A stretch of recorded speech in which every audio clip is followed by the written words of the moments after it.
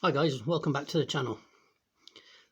We're going to talk about this gentleman this afternoon, today, tomorrow, whenever you're watching it. Who he is.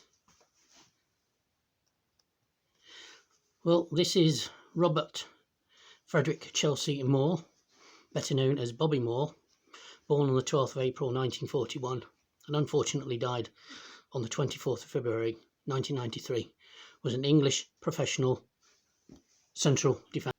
Bobby played for West Ham United and Fulham in the old First Division, of which you would probably know now as the Premier League. And he also played for England.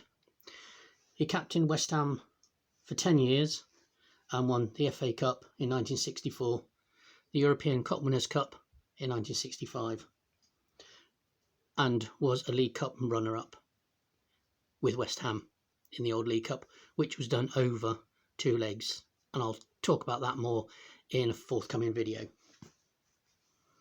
He also won the Footballer of the Year, the FWA's Footballer of the Year in 1964, and was he was West Ham United's Player of the Year 4 times, in 1961, in 1963, in 1968, and in 1970. He made his league debut for West Ham. He joined West Ham in 1956 in the youth setup. He made his first league appearance in September 1958 against Manchester United, who were just getting over the Munich area. He was called up for England under 23s and played for them between 1960 and 1962. He played 9 times, scoring twice. This was after he'd been called up for the England youth setup in 1956, played in the European Youth Tournament, which he was runner-up with a teammate from the future, Geoff Hurst. Bobby Moore also played in the 1959 FA Youth Cup, again with Geoff Hurst. They played against Blackburn Rovers and unfortunately they lost 1-0. He made his England debut in 1961. He was picked for the 1962 World Cup. The trophy you see Bobby holding is the European Cup Winners' Cup trophy, of which he captained West Ham to in 1965. They beat TSV 1860 Munich at Wembley and won 2-0. He was the second captain of an English team to win the European Cup Winners' Cup after Tottenham Hotspur in 1963. He was the first English captain to get his hands on a European trophy. Dave Mackay was captain of Tottenham. As I said, Bobby Moore was picked for the England squad for the 1962 World Cup in Chile, of which he made 4 appearances, and England went out in the quarter-final stage. In 1964, at the age of 23, making him one of England's youngest ever captains, he was asked to captain the side in the absence of the regular captain who was injured.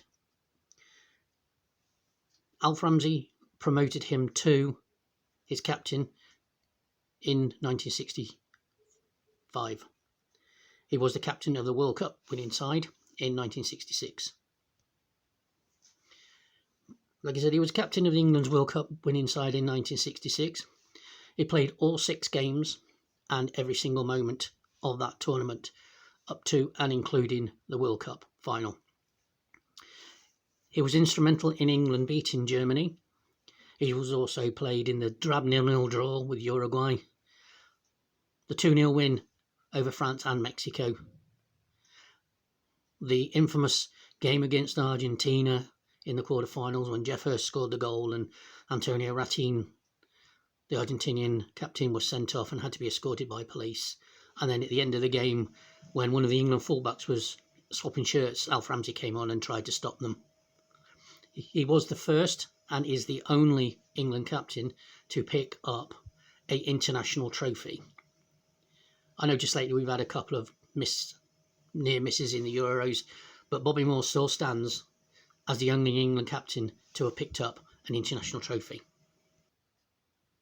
Retired from playing for England in 1973 when he won his 108th cap, which he was the record holder of England caps until 1990 when Peter Shilton played his 109th game, and he still held the outfield record for an England player until 2009 when David Beckham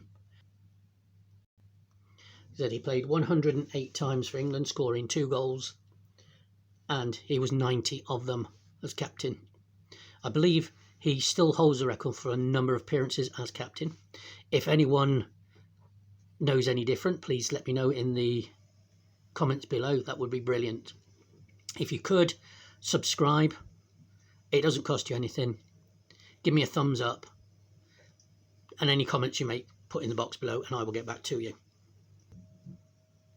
In 1974, Bobby was sold after a dispute with West Ham to their near neighbours in London to Fulham Football Club. He cost £25,000 at the time. A lot of money, but nowadays not so much money. He played in the 1976 FA Cup final for Fulham, ironically against his former club West Ham United, and unfortunately Fulham lost 2-0. He stayed at Fulham until 1977, and his last professional appearance in the English game was against Blackburn Rovers in May 1977. He was only sent off in league football once, and there was controversy with that. It was against Manchester City in November 1961, and way back then there were no such things as red cards or yellow cards, so he didn't really know that he'd been sent off until after the match. So he got sent off once in his international career, and that was it. Hardly any bookings, hardly any sendings off, but a master tactician, read the game really well. If you look on YouTube and look for England against Brazil in 1970, there's a point where he's in his own box defending against Brazil, and he just majestically takes the ball off a Brazilian footballer, doesn't go to ground, stands his ground, stays on his feet, and just comes away with the ball. Absolutely outstanding, this boy was. Like I said earlier, he won a number of trophies. He was the FA Cup winner in 1964, and he also won the Charity Shield in 1964. In 1965, he won the European Cup Winners' Cup with West Ham United and was a League Cup loser in 1966. He was voted the 1964 Football Writers' Footballer of the Year, and in 1970 he was the European Footballer of the Year runner-up to the West German striker Gerd Müller. He was a World Cup winner with England in 1966. He also won the bronze medal in the 1968 UEFA Championships for finishing third. He played at a time when, at the end of the season, there was a home international championships between England, Scotland, Wales and Northern Ireland. And he was a 6-time outright winner and a 3-time shared winner. So in all, he was a 9 times winner. The only time he didn't win it was in 1967 when England finished second and Scotland had won the tournament. After Bobby finished playing in England, he went to play in America, Denmark and Hong Kong for a few years. Then he went into football management. His first management was at Oxford City, and his assistant was Harry Redknapp, who was just coming through. He left in 1981. He went back to Hong Kong and managed a team called Eastern for about a year, then came back and he was Southend's manager in 1984, and narrowly missed Southend being re-elected back to the league. What happened in those days was that the bottom 4 clubs in the bottom league, which is now League 2, but it was the Division 4 at the time, would have to apply for re-election, with one team applying from the what is now the National League. But there was no promotion straight between the National League and the Football League at that time. He stayed on the Southend board until he died in 1993. He became a commentator in London with his great friend Jonathan Pearce, and the last thing he did was he commentated on England's win against San Marino in 1993. Even though England won the game, they failed to qualify. But on the 24th of February 1993, Bobby Moore sadly passed away due to the effects of cancer. He played 108 games for England and scored 2 goals. He played 9 games for the 23s and scored 2 goals. And he played a total of 795 games and scored 28 goals for West Ham and Fulham. So we're going to go and wrap this up now, guys. If you've liked this, would you like to subscribe? Give me a thumbs up. Hit the like bell. If you want me to do a particular footballer that you liked when you were growing up, then please let me know in the comments. But until next time, take care. Bye for now.